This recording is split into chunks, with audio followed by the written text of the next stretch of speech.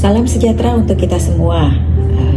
Pada kesempatan ini, saya Lina Herlianti, NIM 010120131005. Pada kesempatan ini, saya ingin membawakan salah satu tugas ujian akhir daripada Universitas Nasional Pasim, yaitu tentang mata kuliah e-commerce.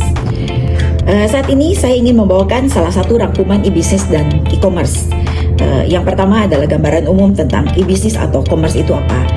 Perdagangan elektronik atau yang dinamakan e-commerce, yaitu proses pembelian, penjualan, transfer atau pertukaran produk, jasa atau informasi melalui jejaring komputer, termasuk internet. CommerceNet menyatakan bahwa e-commerce adalah penggunaan jejaring komputer yang saling terhubung sebagai sarana penciptaan relasi bisnis yang merupakan proses pembelian dan penjualan jasa atau produk antara dua belah pihak melalui internet atau pertukaran dan distribusi informasi antar dua pihak di dalam satu perusahaan dengan menggunakan internet. E-commerce bukanlah sekedar mekanisme penjualan barang atau jasa melalui media internet, tetapi lebih kepada sebuah transformasi bisnis yang merubah cara-cara perusahaan dalam melakukan aktivitas usahanya sehari-hari. Mempelajari e-commerce sebenarnya cukup mudah karena tidak jauh berbeda dengan memahami bagaimana perdagangan atau bisnis selama ini dijalankan. Yang membedakannya adalah dilibatkannya teknologi komputer dan telekomunikasi secara intensif sebagai sarana untuk melakukan dua hal. Yang utama, diantaranya yang pertama, mengolah data mentah menjadi informasi yang dapat dimanfaatkan bersama. Lebih luasnya daripada untuk e-business, yaitu adalah e-commerce. Dari e-commerce ini adalah meliputi pembelian dan penjualan barang serta jasa dan juga pelayanan pelanggan, kolaborasi dengan mitra bisnis, pelaksanaan e-learning dan pelaksanaan transaksi elektronik dalam perusahaan. Mayoritas di perusahaan biasanya akan menjalani 6 tahapan di dalam pengembangan e-business ini, yaitu menurut Hartman di tahun 2000. Yang pertama adalah brosureware, dipergunakannya internet sebagai media untuk berpromosi, sebagai media juga untuk mengembangkan brosur secara elektronik. Yang kedua yaitu adalah customer interactivity, di mana mengembangkan kemampuan aplikasi situsnya, yaitu untuk memungkinkan terjadinya komunikasi dua arah atau dialog antara perusahaan dengan para konsumennya atau juga calon pelanggannya. Yang ketiga adalah transaction enabler, di mana adalah pengembangan suatu aplikasi yang memungkinkan terjadinya transaksi bisnis secara e-commerce. Yang keempat adalah one-to-one relationship, di mana yaitu ini adalah mekanisme yang memungkinkan terjadinya transaksi perdagangan antar individu. Yang kelima adalah real-time organizations, di mana yang dimaksud dengan real-time organization di sini yaitu adalah bisnis non-stop 24 jam, di mana seluruh transaksi telah diambil secara otomatis oleh komputer. Dan yang terakhir yaitu adalah yang keenam, yaitu communities of interest, di mana adalah kemampuan perusahaan dalam membentuk suatu komunitas di dunia maya yang terdiri daripada para konsumennya dan rekanan bisnis yang bisa saling bekerja sama. Pelanggan dapat memperoleh dengan berbagai aneka informasi baik barang dan jasa dari berbagai toko dalam berbagai variasi merek lengkap dengan spesifikasi diantaranya harganya, cara pembayarannya, cara pengirimannya. Bahkan beberapa toko juga memberikan fasilitas pelayanan track and trace, yaitu yang memungkinkan konsumennya untuk melacak tahap pengiriman barang yang dipesannya. Pelanggan memberikan umpan balik kepada perusahaan dan perusahaan juga bisa memperoleh peluang untuk belajar dan membuat penyesuaian. Dalam e-commerce ada juga yang dikenal dengan istilah e-commerce murni dan e-commerce parsial, di mana perbedaan dari kedua hal tersebut yaitu adalah e-commerce murni adalah perusahaan yang mulai produksi, proses, dan pelaku pengirimannya semua bersifat digital atau disebut juga sebagai pure play organizations. Sedangkan e-commerce parsial adalah perusahaan yang menjalankan bisnis baik di dalam dimensi fisik maupun digitalnya, sehingga biasanya masih banyak digunakan oleh perusahaan tradisional. Selanjutnya di sini adalah saya ingin memberikan penjelasan tentang jenis-jenis transaksi yang bisa dilakukan melalui e-commerce. Di antaranya adalah B2C. B2C ini adalah business to customer, di mana adalah perusahaan menjual produk atau jasa secara langsung kepada pembeli. B2B ini adalah business to business, di mana dalam transaksi B2B ini adalah baik penjual maupun pembeli adalah organisasi bisnis. G2B, governance to business. Unit-unit pemerintah dapat melakukan bisnis dengan berbagai unit pemerintah lainnya, serta dengan berbagai perusahaan. C2C, customer to customer. Dalam hal ini seseorang menjual produk atau jasa yaitu secara langsung kepada orang lain, yaitu pelanggan ke pelanggan. C2B yaitu customer to business, di mana di sini adalah konsumen memberitahukan kebutuhan atas suatu produk atau jasa tertentu dan para pemasok bersaing untuk menyediakan produk atau jasa tersebut ke konsumen. Di sini saya ingin menjelaskan bahwa ada manfaat-manfaat bagi para penjual yang dilakukan melalui web. Di antaranya yaitu untuk bisa meningkatkan pendapatan dan juga laba, memperluas jaringan, dan ini bisa sampai jaringan secara global dan juga bisa tetap buka 24 jam dalam satu hari, dan penjual juga bisa melakukan interaktif dengan pembeli. Yang keempat juga adalah mendidik.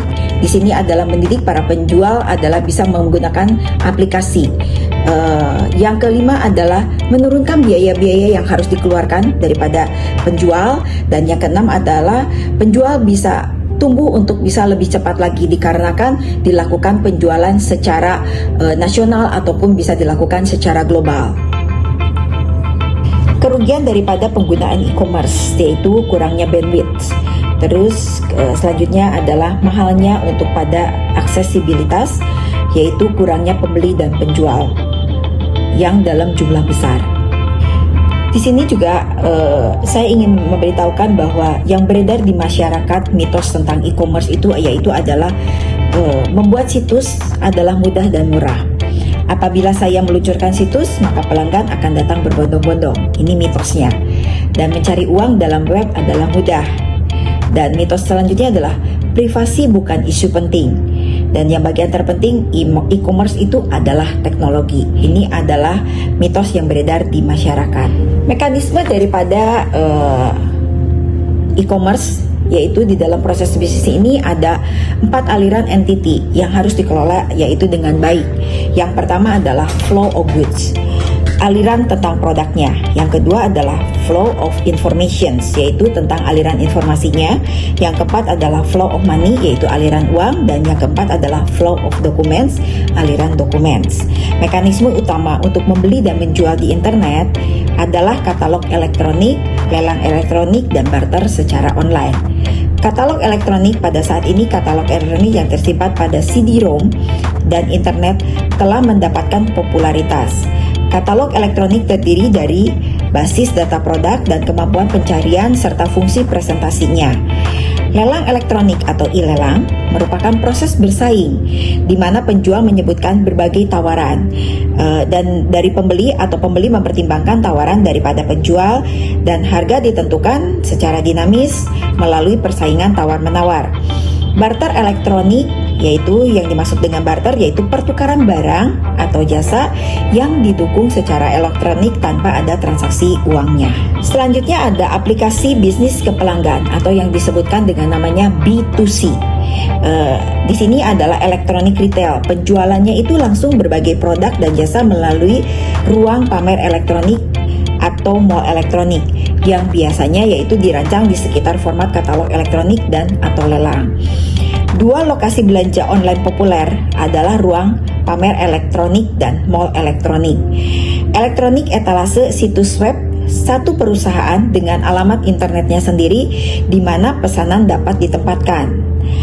Yang dinamakan dengan elektronik mall adalah mall cyber, kumpulan dari berbagai toko di bawah satu alamat internet. Selanjutnya yaitu adalah saya ingin membawakan tentang iklan secara online. Di sini adalah bagaimana bentuk-bentuk daripada periklanan yang saat ini dilakukan secara tradisional untuk bisa dilakukan secara online. Karena kalau apabila dilakukan secara online, yaitu adalah banyak manfaatnya, yaitu yang pertama, dapat diperbaharui setiap saat dengan biaya yang minimal. Kedua, dapat mencapai banyak sekali calon pelanggan potensial di seluruh dunia. Ketiga, yaitu kadang bisa lebih murah jika dibandingkan dengan iklan di media cetak seperti di koran, majalah, radio, ataupun di iklan TV. Terus dapat bersifat interaktif dan ditujukan kepada kelompok-kelompok tertentu dan atau kepada individu. Dan juga jumlah pengguna internet di saat ini adalah selalu bertambah, sehingga iklan-iklan itu akan bisa tersampaikan dengan lebih luas lagi. Metode iklan yang berada saat ini diantaranya biasanya dilakukan yang pertama yaitu adalah melalui banner. Banner ini adalah electronic billboard yang biasanya berisi teks singkat atau pesan grafis untuk mempromosikan produk atau vendor. Yang kedua adalah keyword banner, di mana yang muncul ketika kata yang ditentukan diminta dalam mesin pencari. Yang ketiga yaitu random banner, yaitu yang muncul secara acak, yaitu dapat digunakan untuk memperkenalkan produk ke masyarakat. Yang keempat adalah iklan POAD. Di sini di mana muncul di depan jendela penjelajah yang sedang digunakan. Metode iklan yang selanjutnya adalah iklan email, yaitu adalah berkembang sebagai periklanan internet dan saluran pemasaran secara email biasanya lebih efektif daripada segi biayanya dan memberikan tingkat respon lebih cepat serta lebih baik dari berbagai saluran-saluran iklan lainnya. Fasilitas-fasilitas yang ada di dalam e-commerce yaitu misalnya untuk pembayaran yang secara elektronik, di antaranya kita bisa mengecek secara elektronik juga. Terus kita juga bisa melihat tagihan dan pembayaran kartu kredit lewat elektronik. Dan jika kita juga bisa melakukan melihat adalah kartu pembelian, di mana kartu pembelian misalnya kita membeli dengan melakukan memakai QRIS. Terus kita juga bisa melihat adalah mengecek uang elektronik. Dimaksud uang elektronik di sini yaitu adalah penggunaan seperti flash yang dikeluarkan oleh BCA ataupun e-money yang dikeluarkan dari Bank Mandiri, yaitu juga penyajian dan pembayaran secara elektronik, yaitu di sini adalah melihat tagihan yang ada dan juga kita bisa membayar tagihan-tagihan itu lewat di ATM. Transisi dan siklus pengembangan e-commerce di perusahaan, di mana di dalam tahap ini memiliki daripada tujuan untuk mengadakan suatu analisa terhadap hal-hal pokok berkaitan dengan prinsip-prinsip dasar bisnis. Setelah lingkungan kerjasama baru atau perusahaan terbentuk, seperti yang pertama adalah menentukan model bisnis yang akan diterapkan di dalam e-commerce. Yang kedua adalah mendefinisikan segmen pasar dan tipe pelanggan yang akan menjadi targetnya. Yang ketiga adalah menyusun kebijakan atau peraturan pembelian melalui internet, yaitu bagi pelanggannya.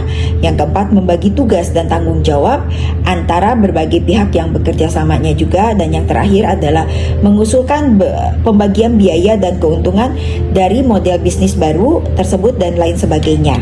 Selanjutnya, di sini saya ingin membawakan yaitu tentang keamanan di dalam e-commerce, di mana mereka menggunakan yaitu pilar keamanan sistem e-commerce. Di pilar keamanan sistem e-commerce ini yaitu yang pertama adalah authentications atau keabsahan pengirim. Identitas pengguna ataupun pengirim data teridentifikasi, tidak ada kemungkinan penipuan. Yang kedua adalah confidentiality, kerahasiaan daripada data. Data ini tidak dapat dibaca oleh pihak yang tidak berhak. Integrity yaitu keaslian data. Data tidak dapat diubah secara tidak sah. Non-repudiation atau disebut juga anti penyangkalan. Tidak ada penyangkalan pengiriman data baik dari pihak penerima terhadap pihak pengirim. Selanjutnya, keamanan dalam e-commerce itu adalah menggunakan istilah yaitu namanya kriptografi. Kriptografi ini yaitu adalah algoritma untuk proses keamanan komunikasi data dari pengintipan atau pembajakan oleh orang-orang yang tidak berhak dengan cara menyandikan data serta informasi yang kita kirimkan. Selanjutnya, keamanan yaitu dengan melakukan menggunakan enkripsi ataupun deskripsi, Enkripsi yaitu berarti pengkodean data ke format tertentu menggunakan kunci rahasia. Dan kalau deskripsi itu adalah mendekodekan data yang terenskripsi ke format asli. Yang selanjutnya yaitu dengan menggunakan standar keamanan di internet, misalnya keamanan untuk aplikasi web, keamanan untuk email, dan keamanan untuk jaringan. Demikian rangkuman yang saya buat untuk tugas akhir semester daripada e-commerce. Terima kasih, salam sejahtera untuk kita semua.